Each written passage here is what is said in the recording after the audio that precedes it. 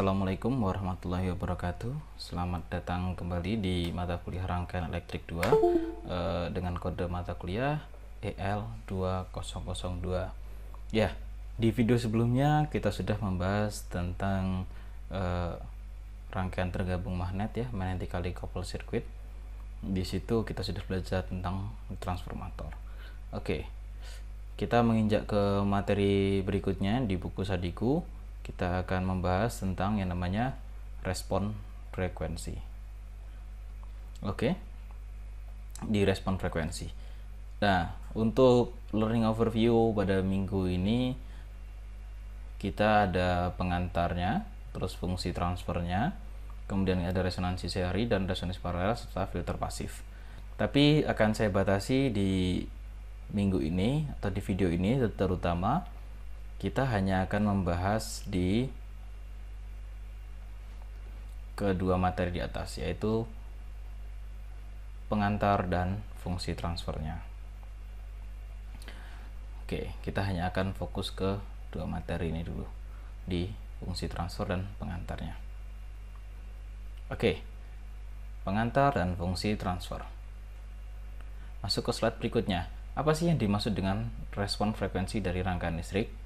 Respon frekuensi itu merupakan variasi dalam perilaku rangkaian dengan perubahan frekuensi sinyal dan juga dapat dianggap sebagai variasi penguatan dan fase dengan frekuensi. Oke. Di sini sebenarnya di materi kita sebelum UTS ya, kita belajar tentang energi sesaat, tegangan sesaat ya. Ya di situ adalah V dalam kurung T ya. Ada nanti P saat T. Itu kita berbicara di domain waktu atau time domain. Nah, ketika sudah kita masuk ke respon frekuensi, sebenarnya kita sudah mulai masuk ke arah control engineering ya, dimana kita nanti akan melihat bagaimana respon rangkaian terhadap frekuensi inputannya. Jadi karena kita sudah masuk ke respon frekuensi, maka kita akan masuk ke namanya domain waktu atau VS. Di sini nanti ada PS dan seterusnya. Kalau kita berbicara di respon frekuensi, maka itu nanti tidak lepas dengan yang namanya fungsi transfer. Nah, apa sih fungsi transfer itu? Nah, fungsi transfer adalah rasio dari frekuensi dan keluarannya. Jadi di sini kita lihat ada input, ada output, dan di sini adalah rangkaian yang kita miliki. Di sini ada inputannya nanti akan berupa bisa tegangan, bisa arus, tapi biasanya yang digunakan adalah tegangan dan arus yang paling banyak digunakan. Dan untuk mengetahui fungsi transfer itu sebenarnya gampang, yaitu adalah perbandingan antara output dengan input. Output dibagi dengan input. Nilai dari fungsi transfer itu biasanya besarnya dari 0, ini HW ya, dan ini 1. Jadi dia tidak akan lebih dari 1 dan tidak akan lebih dari 0. Jadi HW itu lebih besar atau sama dengan dari 0 dan HW itu kurang dari atau sama dengan 1. Nah, seperti itu. Jadi ke arah fungsi transfer itu nanti adalah perbandingan antara output dengan inputnya, dan besarnya adalah antara 0 dan 1. Oke, kalau di rangkaian kita yang ini itu nanti akan ada 4 kemungkinan fungsi transfer yang ada. Jadi kita ingin melihat fungsi transfer dari sisi apa? Ada voltage gain atau current gain. Voltage gain berarti kita akan melihat di sisi outputnya adalah tegangan outputnya, dan di inputnya adalah tegangan inputnya. Jadi ketika di tegangan input kita berikan frekuensi tertentu, maka di tegangan outputnya nanti akan menghasilkan seperti apa. Nah, disinilah nanti akan ada kita ketahui voltage gainnya sebesar berapa. Maka itu untuk memudahkan kita menghitung sebenarnya. Jadi ketika kita atau mengontrol sesuatu, jadi ketika kita memberikan inputan frekuensi sebesar misalkan 50 Hz, maka outputnya nanti akan seperti apa. Dengan inputan 50 Hz, tegangan misalkan 30 volt misalkan, nanti outputnya akan menjadi seperti apa. inilah nanti akan kita kenal dengan controlling. Dengan inputnya sekian, maka outputnya akan menjadi seperti apa, dan nanti kita bisa mengendalikan outputnya itu sendiri. Dan di sini juga kita akan kenal nanti namanya current gain. Ya, kalau current gain berarti adalah perbandingan antara output dan input dari arusnya. Kita akan melihat di arus. Ini kalau untuk voltage gain dan current gain ini paling umum digunakan dan paling banyak digunakan, dan ini termasuk tergolong masih mudah karena kita hanya membandingkan output dan inputnya dari arus dan tegangannya saja. Nah, yang mungkin agak rumit itu nanti akan ada di transfer impedance sama transfer admitansi. Ya, sudah kita pelajari di pertemuan-pertemuan sebelumnya ya. Kalau impedance itu kan adalah V per I, atau impedance itu adalah Z. Jadi di sini kita melihat rasio dari impedance-nya, mentransfer impedance dari input sama outputnya. Itu kita bisa melihat dari tegangan outputnya dibagi dengan arus inputnya. Ya, untuk transfer admittance ya, kalau impedance dan admittance itu kan berhubungan terbalik ya, atau Z sama dengan 1 per Y. Y itu untuk simbol itu admitansi. Nah, untuk admitansi berarti tinggal kebalikannya dari impedansi. Jadi arus outputnya dibagi dengan tegangan inputnya. Seperti itu. Jadi di sini kita akan melihat transfer admitansinya. Nah, paling mudah untuk mempelajari hal ini nanti kita akan bahas sampai ke penggambaran reaksi dari atau respon dari frekuensi itu sendiri. Oke, untuk memudahkan kita coba untuk membahas dari contoh soal saja ya. Di sini kita memiliki rangkaian RC yang ditunjukkan di bawah dengan transfer, dan kita diminta untuk mendapatkan fungsi transfer dari VO per VS. Kalau VO per VS, tegangan output dibagi tegangan sumber, berarti output dibagi input itu adalah untuk voltage gain. Ya, voltage gain. Dan respon frekuensinya untuk Vs sama dengan Vm cos omega t. Nah, di sini tadi sudah saya jelaskan di prolog awal di pengantar ya. Ini merupakan pembahasan kita di domain waktu atau time domain. Time domain. Biasanya nanti akan berupa sinyal sinus atau kosinus ya, tergantung dari apa yang kita miliki inputannya. Kita tinggal lihat ketika waktu, jadi responnya kan terhadap waktu ya, di sini T, dan di sini adalah V-nya. Jadi ketika di waktu keberapa dia memiliki tegangan berapa dan seterusnya. Itu ketika kita berbicara tentang time domain. Nah, di sini kita mulai masuk yang namanya sudah ke frekuensi domain. Ini di frekuensi domain atau domain frekuensi. Nah, di domain frekuensi kriteria paling mudahnya di sini ada omega.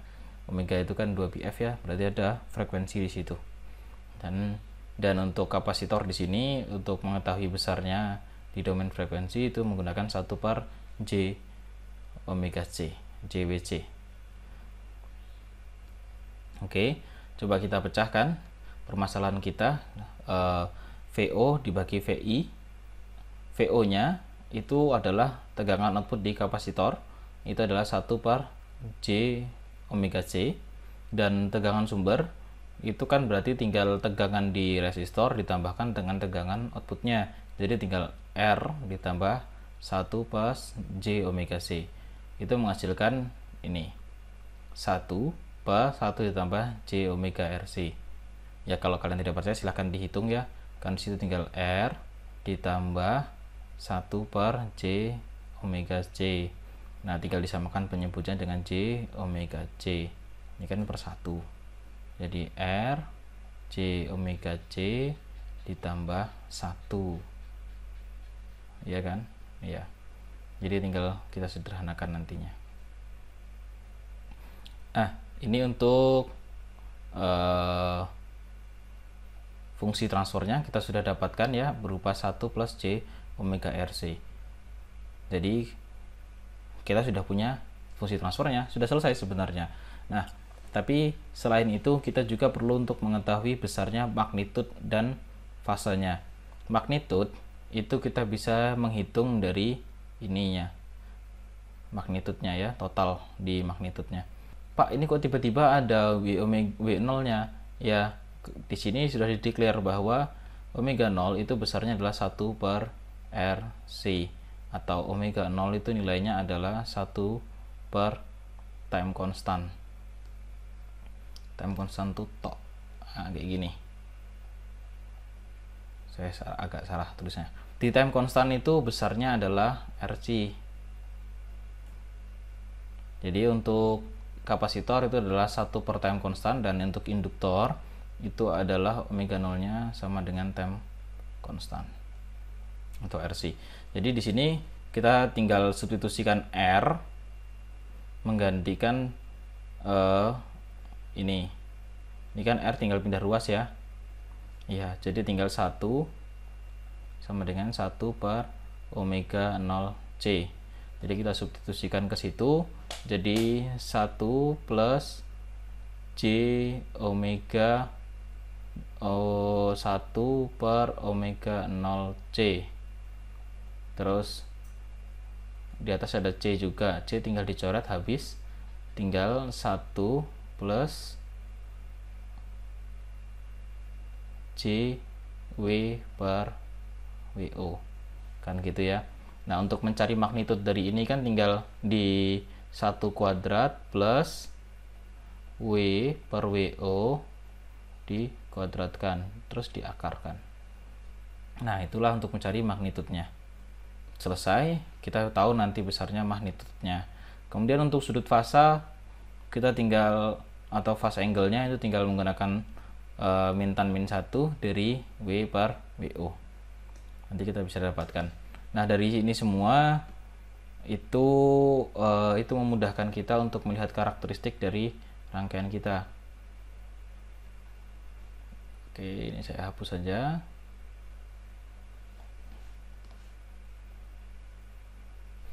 Nah, di sini kita bisa langsung memasukkan ya, misalkan kita punya magnitudenya itu sangat kecil atau W-nya itu 0, maka apa yang terjadi ketika W-nya 0? Ketika W-nya 0, maka yang ada hanya tinggal 1 kuadrat ya, 1 kuadrat diakarkan adalah 1 per 1 hasilnya 1. Maka kita memiliki grafik di sini, grafik ini ya. Ketika magnitudenya dengan frekuensinya adalah 0, dia ada di 1. Dan begitu seterusnya sampai W tak hingga. Ketika W tak hingga, apa yang terjadi? Berarti kan tinggal dibagi tak hingga ya, 1 dibagi tak hingga hasilnya adalah 0. Maka dia akan mengarah ke 0 untuk magnitudenya atau HW-nya. Sedangkan phase angle-nya di sini kita tinggal masukkan saja. Ketika frekuensi yang kita miliki tadi, terus kita tahu W-nya berapa, WO-nya berapa, maka nanti kita bisa menggambarkan frekuensinya akan menjadi seperti ini. Semakin besar W-nya yang kita miliki, dan WO-nya kan statis ya, maka W-nya semakin besar, hasilnya nanti akan mendekati 90. Ketika W tak hingga, maka phase angle-nya ada di 90. Nah, dengan sifat ini, antara frekuensi dan fase ini, kita bisa mengetahui rangkaian yang kita miliki ini nantinya akan dikenal sebagai low pass filter gitu. Nah, dalam fungsi transfer ada hal penting sebenarnya untuk kita pahami. Komponen penting dari fungsi transfer itu nanti kita akan kenal namanya poles dan zeros. Itu nanti kalian akan banyak pelajari poles dan zeros ketika sudah masuk ke sistem kendali ya. Nah, di poles dan zeros itu kalau poles itu adalah membuat fungsi transfer atau H omega itu menjadi 0. Bagaimana cara membuat pulse itu membuat fungsi transfer menjadi tak hingga, bukan 0. Ada mistype sedikit, menjadi tak hingga. Dan zeros atau zero itu adalah membuat fungsi transfer menjadi 0. Dari sini kita nanti akan mengetahui bagaimana cara untuk membuat fungsi transfer kita menjadi zero. Zero itu dari titik ini ya, zero. Membuat fungsi transfer nanti menghasilkan angka 0 di sini ya, 0.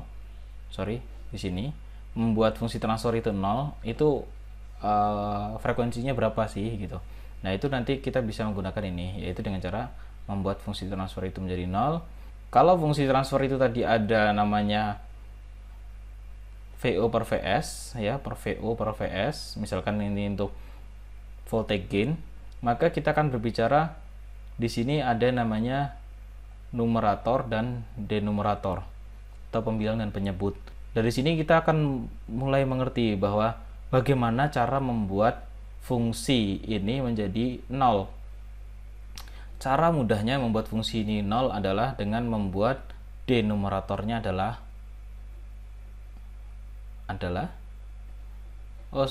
membuat numeratornya 0. Jadi membuat fungsi yang ada di atas menjadi 0. Nah, kalau untuk membuat tak hingga, fungsi menjadi tak hingga, itu adalah ketika denumeratornya 0. Denumeratornya 0, maka yang terjadi adalah H omega atau fungsi transfernya sama dengan tak hingga. Ketika numerator sama dengan 0, maka yang terjadi adalah fungsi transfer menjadi 0. Nah, numerator itu kan yang bagian atas, denumerator yang bagian bawah. Nah, nanti tinggal dilihat fungsi transfer kita seperti apa. Itu nanti akan memudahkan kita mencari yang namanya titik nolnya. Itu sebagai bekal kita nanti di penggambaran bode plot. Penggambaran bode plot itu masih ada sebelum masuk materi di sini, resonansi. Nah, nanti untuk mengetahui resonansi ini kita perlu untuk menggambar yang namanya bode plot. Nah, materi bode plot silahkan sambil dipelajari di rumah. Saya akan jelaskan di video berikutnya, atau lebih tepatnya minggu depan. Oke, seperti itu pertemuan kita pada minggu kali ini. Jika kalian ada yang ingin didiskusikan, silahkan tulis komentar di bawah. Jika kalian bisa menjawab pertanyaan dari rekannya, silahkan dijawab juga. Jadi intinya kolom komentar jadikan tempat diskusi kita. Oke? Seperti itu untuk pertemuan kita pada hari ini. Sekian dari saya. Assalamualaikum warahmatullahi wabarakatuh.